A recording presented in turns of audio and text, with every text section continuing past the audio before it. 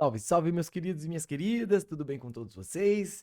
Galerinha, hoje nós vamos dando uma sequência no nosso conteúdo com nossas duas aulas, aula de conteúdo e aula de exercícios, sobre agora a refração da luz. Vamos deixar para trás um pouco a nossa reflexão, mais para frente a gente pode fazer uma aula de revisão sobre aquela parte de reflexão da luz, e agora a gente vai falar sobre a refração, certo?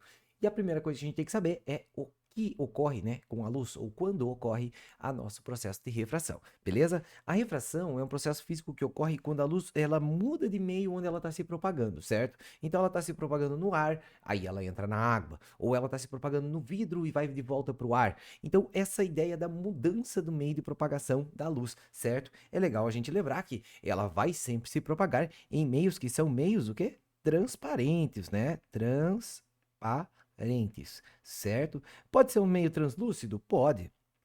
Mas a gente vai descrever os meios transparentes, que são meios homogêneos, certo?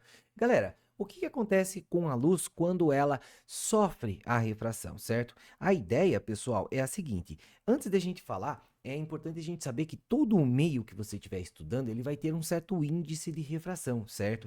Esse índice de refração que a gente tem aqui, pessoal, ele é dado como N, esse índice de refração. E esse índice de refração, ele não tem uma unidade de medida, ele é somente um número aqui. Eu nunca vou colocar n igual a, sei lá, 5 metros por segundo. Não, vai ser apenas n igual a um número, certo? Com um seguinte detalhe, pessoal. Esse n, ele é sempre maior ou igual a 1. E a gente tem que guardar algumas coisinhas, ó.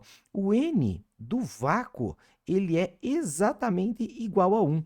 E o N do ar, pessoal, nós vamos considerar ele também igual a 1. Só que isso é de forma aproximada igual a 1, certo, pessoal? Não é exato. Eu coloquei uma tabelinha aqui com alguns índices de fração, como a água, o vidro, a glicerina e outros materiais, certo?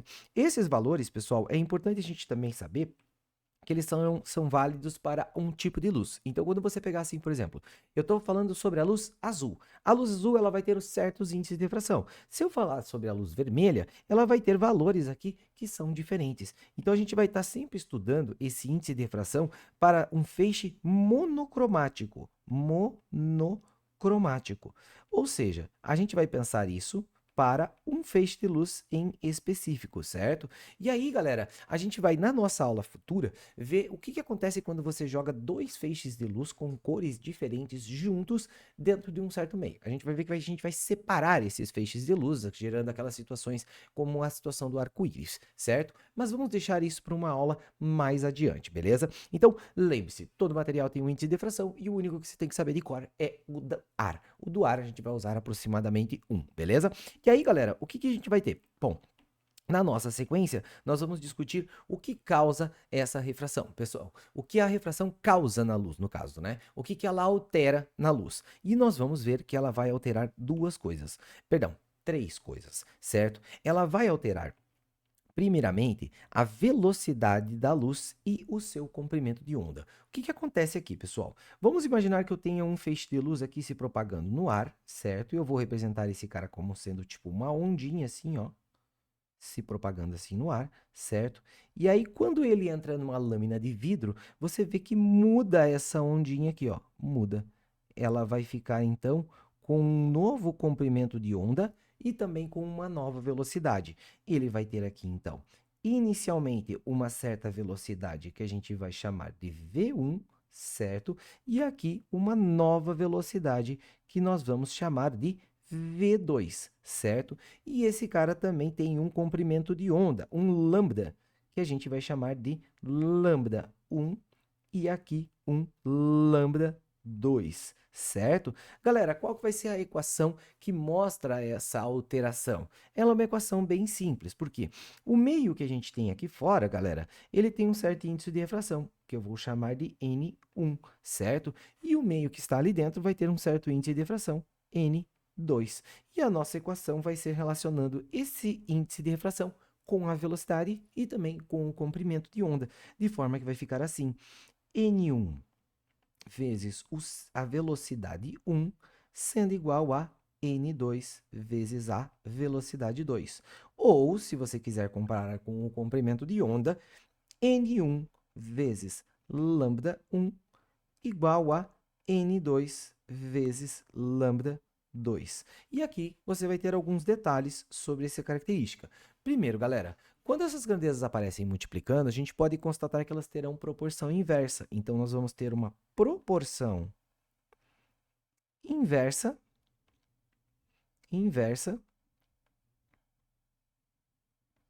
entre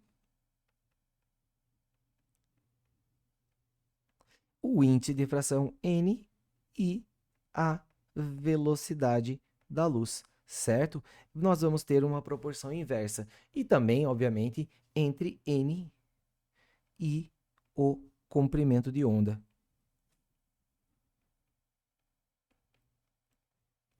Certo? E, galera, a gente vai ter também uma outra coisinha importante. Galera, a gente sabe que a luz ela tem uma velocidade bem definida no vácuo. Para n igual a 1, para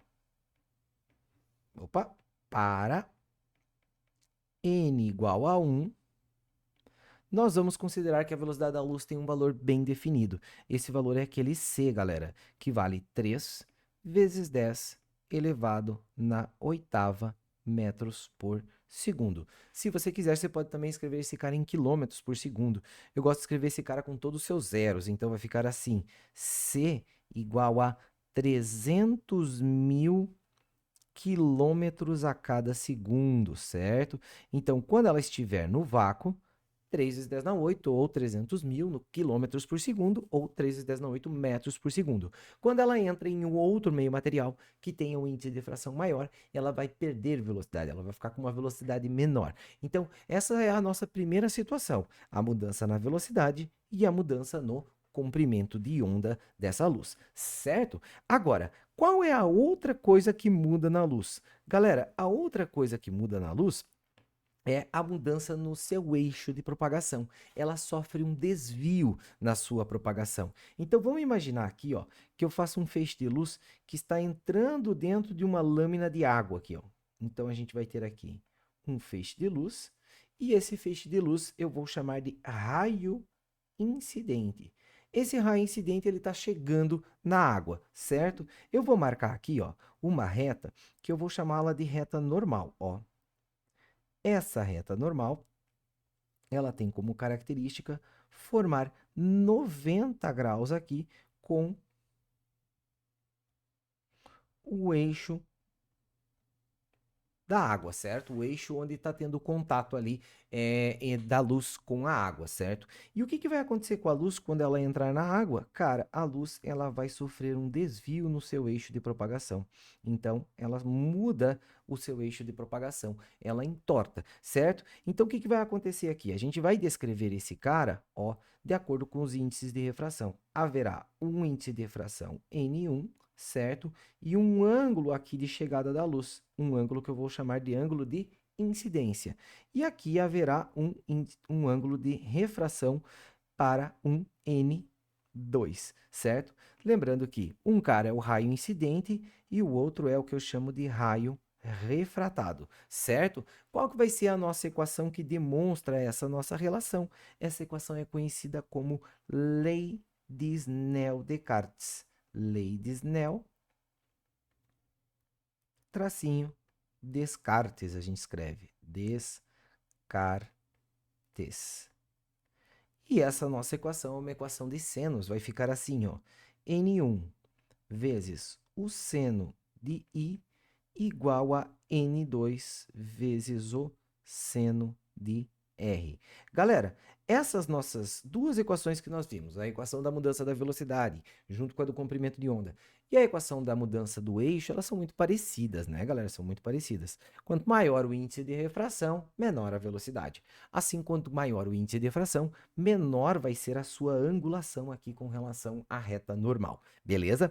Galera, e tem uma coisinha que é importante, ó, eu falei que muda a velocidade, eu falei que muda comprimento de onda, eu falei que muda eixo de propagação, mas tem uma coisa que não muda, galera, não muda a frequência da luz, não muda a frequência da luz, certo?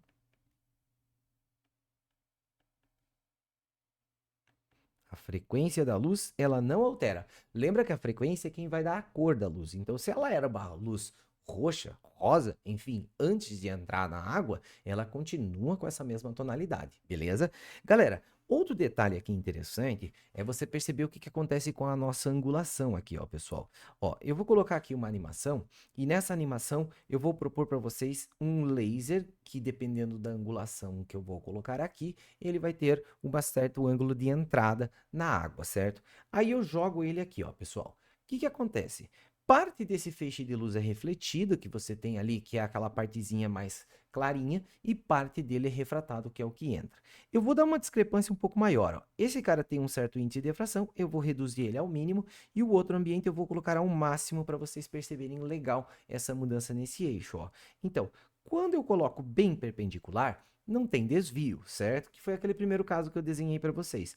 Mas quando eu coloco com uma certa angulação aqui, ó, você consegue perceber nitidamente que você tem um feixe de luz sendo refletido, certo? E você tem um feixe de luz refratado com um certo desvio, beleza? E aqui a gente vai ver só um detalhezinho a mais, ó, galera. Olha só o que acontece com o ângulo aqui, ó. Quando o meio de cima aqui, ó o meio de cima que eu tô mexendo, tem um índice de refração pequeno, e o meio de baixo aqui, ó, tem um índice de refração alto, você percebe que esse ângulo de refração ele se torna um ângulo menor. Agora, se eu fizesse o contrário aqui, ó, galera, você vai perceber que o ângulo de baixo começa a se tornar maior que o ângulo de cima, certo? Então, a gente vai ter uma nomenclatura para essa situação. Como que vai ficar aqui, ó, galera? A gente vai dizer o seguinte: se o índice de refração do meio 1 é menor do que o índice de refração do meio 2, o que vai acontecer quando a luz sofrer refração? Vai rolar isso aqui, ó. Você tem aqui um meio 2, certo? E a luz ela vai vir aqui assim, ó. Ela vem aqui, certo? E ela sofre uma refração assim, ó. Ela sofre uma refração de forma que reduz o ângulo dela com relação à reta normal, ó. Certo? E aqui, ó, nós vemos que temos um ângulo I bem grandão e um ângulo R bem pequenininho. Ou seja, quando N1 é menor do que N2, nós costumamos falar que nessa situação a luz se aproxima da normal. Luz aproxima da normal. E quando o N1 é maior do que o N2, a gente pode pensar aqui numa situação assim, ó. Aqui.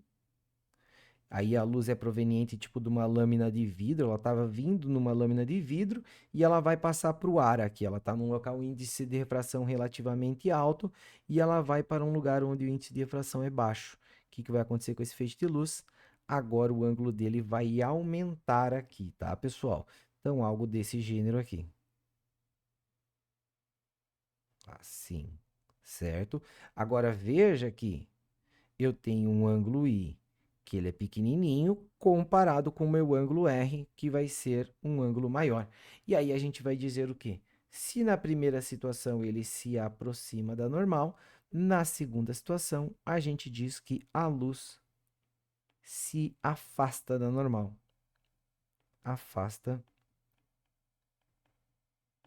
da reta normal. Ok?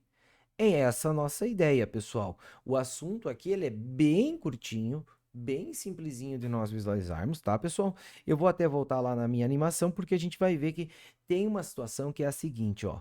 Quando a luz aqui, ó, ela está num lugar que o índice de refração é pequeno, tá? E ela vai para um índice de refração alto, o que acontece, ó, é que ela sempre reduz o ângulo aqui, então não importa o ângulo que eu coloque aqui, ó, pessoal. Ela vai sofrer essa refração. Vocês podem ver que, ó, às vezes começa a refletir até mais luz do que antes, certo? Mas quando ela está num lugar de índice de refração alto e vai para um lugar de índice de refração baixo, pode acontecer isso aqui, ó, pessoal. Você vai aumentando o ângulo, vai aumentando, vai ficar tão grande o ângulo que uma hora começa a acontecer o quê?